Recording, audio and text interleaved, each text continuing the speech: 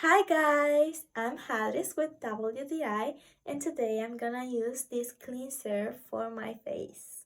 I like using it before bedtime to have a clean face after a day of accumulating oil.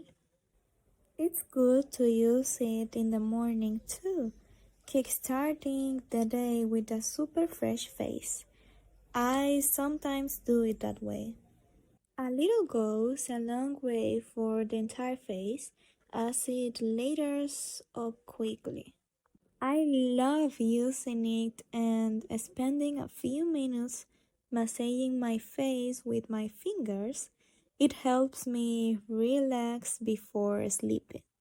I rinse it off with water and pat dry, leaving an incredible freshness and truly clean face. You can see the difference from a greasy face to a super clean one thanks to its components.